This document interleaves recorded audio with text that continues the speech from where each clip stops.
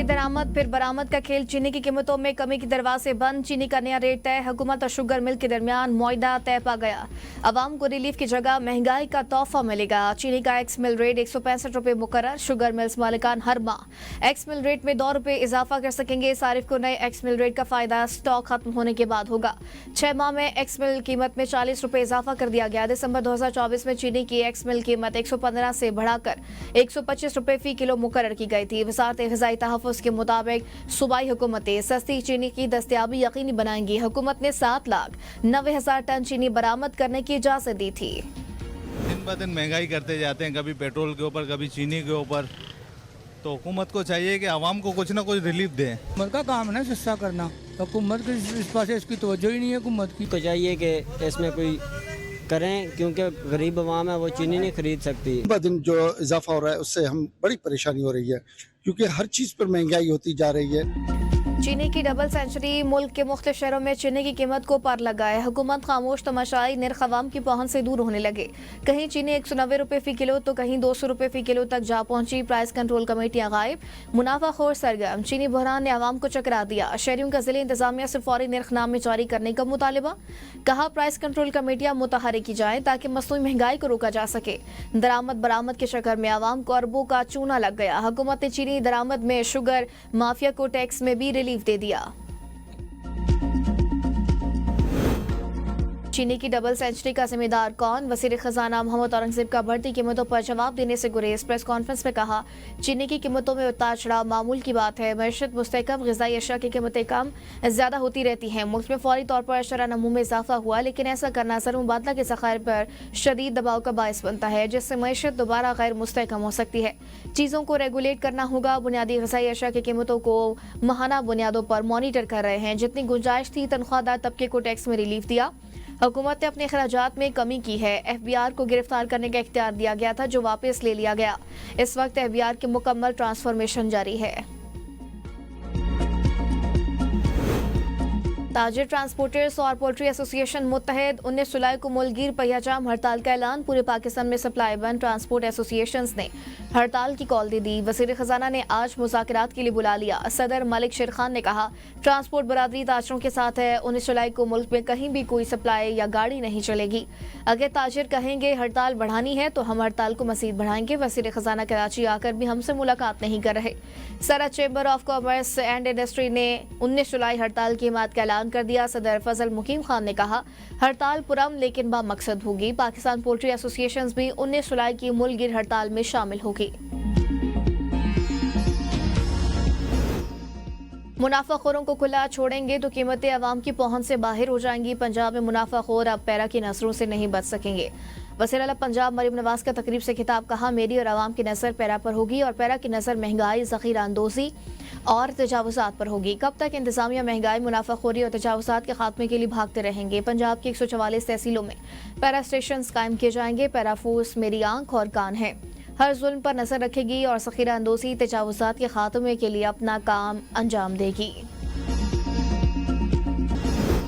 जल्द से ज्यादा तरक्की कम। गैलप सर्वे ने खैबर पख्तूनख्वा हुकूमत की कली खोल दी। खैबर पख्तूनख्वा के 38% अवाम वज़ीर आला अली अमीन गंडापुर की कारकर्दगी से मुतमईन। 50% वज़ीर आला पंजाब मरीम नवाज की कारकर्दगी के मोतरफ। गैलप सर्वे के मुताबिक 60% लोगों ने कहा कि खैबर पख्तूनख्वा हुकूमत जलसों और मुजाहरों में वक्त ज़ाया कर रही है। 57% अफराद सूबे में अमन व अमान की सूरत हाल से खौफजदा। 52% के मुताबिक तरक्याती फंड करप्शन के नजर हो चुके। 67% शहरियों का हुकूमत पर रोजगार के मौके न देने का इल्जाम, जबकि 73% ने सरकारी नौकरियों में मेरिट की बजाय सिफारिश को तरजीह दिए जाने की शिकायत की। तहरीक इंसाफ के अपने 49% वोटर्स के मुताबिक उनके इलाकों में कोई नुमायां तरक्की नहीं हुई। 49% अफराद को बिजली की किल्लत या खराबी का सामना। सर्वे के मुताबिक 77% नौजवानों को पार्क्स और 81% को लाइब्रेरी की सहूलत मुयसर नहीं। 63% अफराद को सेहत की सहूलत मुयसर है। सर्वे में कहा गया कि तहरीक इंसाफ के 13 साल के दौर में सड़कें और ट्रांसपोर्ट बेहतर हुई, ताहम 2024 के बाद तरक्की की रफ्तार सुस्त रही।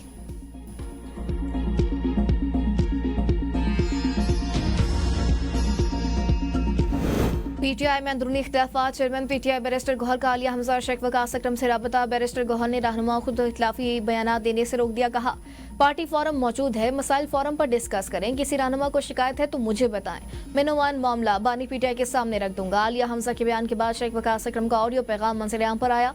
मुबैना ऑडियो में शेख वकास अकरम आलिया हमजा के रवैये पर नाराजगी का इजहार कर रहे हैं। शेख वकास अकरम ने ऑडियो पैगाम में कहा, आपने मेरा मैसेज सयाको सबाक से हटकर मीडिया के साथ शेयर किया, यह नाकाबिले बर्दाश्त है। आप किस किस्म की खातून हैं? आप लोग इतने मीडिया के भूखे हैं कि मेरे मैसेजेस लीक कर रहे हैं। मैंने असल हकायक बताऊंगा कि कोर कमेटी में आपके कहने पर क्या किया।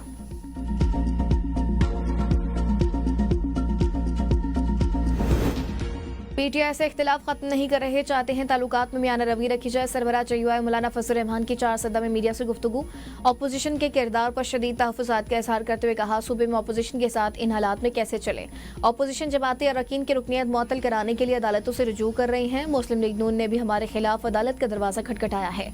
नून लीग को अंदाज़ा नहीं कि इनके इस इक़दाम से फ़ायदा किसको हो रहा है। मदारिस बिल पर हुकूमती इत्तेहाद की बदनीयती ज़ाहिर हो चुकी।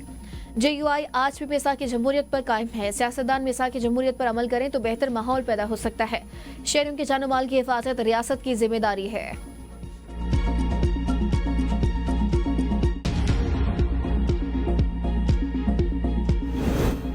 मौलाना फजल रहमान के भाई ज़ियाउर रहमान ने अली मिन गंडापुर का चैलेंज कबूल कर लिया। ABN न्यूज़ के प्रोग्राम बंदों में इंजीनियर ज़ियाउर रहमान ने कहा कि अली अमीन, तुम्हारी औकात नहीं कि मौलाना फजल रहमान तुम्हारा चैलेंज कबूल करें। पहले मुफ्ती महमूद के इस बेटे से मुकाबला करके दिखाओ, अपने भाई से इस्तीफा लो और उनका मुझसे मुकाबला कराओ। मौलाना फजल रहमान ने तुम्हारे लीडर को इक़्तिदार से घसीट कर निकाला था। आपके अंदाज़े गुफ्तगू से मालूम हो चुका कि आपके जाने का वक्त आ चुका। जल्द खैबर पख्तूनख्वा की आवाम को करप्ट हुकूमत से छुटकारा दिलाएंगे। वज़ीर आला अली अमीन ने मौलाना फजल रहमान को इलेक्शन लड़ने का चैलेंज दिया था। कहा था, मौलाना फजल रहमान मेरे भाई के मुकाबले में इलेक्शन लड़े, मेरा भाई हारा तो मैं, वरना मौलाना सियासत छोड़ दें।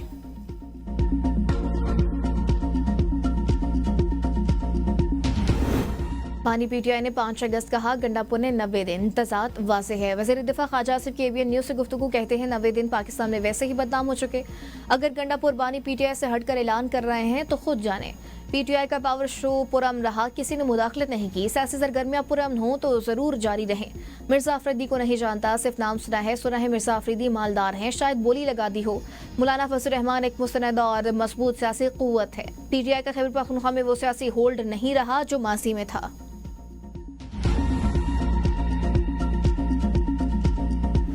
90 दिन की बात आईनी बुनियाद पर हो रही है। 5 अगस्त का हवाला जज्बाती था। अली मिन गंडापुर की दानिशवराना राय को पार्टी फैसले से ना जोड़ा जाए। सेक्रेटरी जनरल पीटीआई सलमान अकरम बाजवा के ABN न्यूज़ के प्रोग्राम सवाल से आगे में गुफ्तगू। 5 अगस्त का ऐलान बानी और पार्टी का है। 90 दिन अली अमीन की जाती राय थी, ये किसी एक दिन या जगह की नहीं, पूरे मुल्क में अवामी बेदारी की तहरीक है। बानी ने कहा है, कौम आइन की बाली और अदलिया की आज़ादी के लिए मुतहरिक हो। अलीमा खान का पैगाम ही असल पार्टी बयानिया है। आलिया हमजा की ट्वीट गैर जरूरी थी, नाराजगी का कोई सवाल ही पैदा नहीं होता। मसला कुछ और नहीं था, मामले को बढ़ा चढ़ाकर पेश किया गया।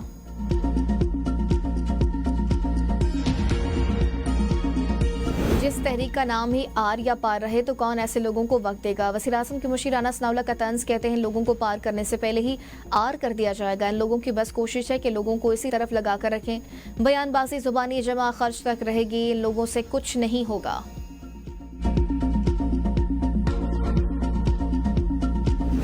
नई शनाख्त के साथ नया आगाज, फ्रंटियर कांस्टेबलरी अब फेडरल कांस्टेबलरी होगी। सदर मुमलिकत ने फ्रंटियर कांस्टेबलरी रीऑर्गेनाइजेशन ऑर्डिनेंस 2025 जारी कर दिया। फेडरल कांस्टेबलरी को आज़ाद जम्मू कश्मीर गिलगित बल्तिस्तान में भी काम करने का इख्तियार हासिल होगा। वज़ीर मुमलिकत तलाल चौधरी की कमांडेंट FC रियाज नज़ीर के हमरा प्रेस कॉन्फ्रेंस करते हुए कहा, फ्रंटियर कांस्टेबलरी अब फेडरल कांस्टेबलरी होगी। FC में अब पूरे पाकिस्तान से लोग भर्ती किए जाएंगे। FC के हवाले से ऑर्डिनेंस जारी कर दिया गया। 18वीं तरमीम आईनी स्ट्रक्चर देखते हुए FC का नाम बदला गया। कमांडेंट FC रियाज नज़ीर का कहना है, FC के 41 विंग्स होंगे। FC को 6 डिविजन्स में तकसीम किया जा रहा है। फेडरल कांस्टेबलरी की ऑपरेशनल ज़रूरियात को विफाक पूरा करेगा।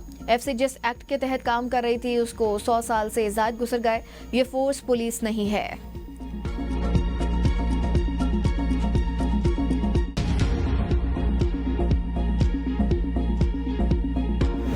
मागला एवेन्यू मोनूमेंट की तामीर तनाज़े का शिकार, सोशल मीडिया पर कड़ी तनकीद। सार्फिन ने सवाल उठाया, ये आइडिया किसका था। तनकीद के बाद मोनूमेंट की तामीर का काम रोक दिया गया।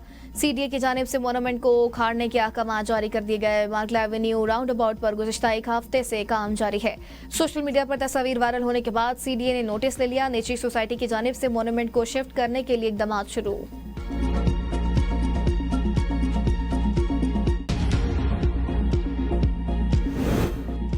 उमर असगर की मौत हादसा या साजिश, पोस्टमार्टम और फोरेंसिक सैंपल्स की जांच। तफ्तीशी ज़राए के मुताबिक मजमूई तौर पर 9 सैंपल्स शाम कराची की फोरेंसिक लेबॉर्ट्री पहुंचाए गए, जिनमें उमर असगर के भाई का ब्लड सैंपल भी शामिल है, जिससे DNA की तस्दीक की जाएगी ताकि किसी मुमकिन ताल्लुक या तजाद का जायजा लिया जा सके।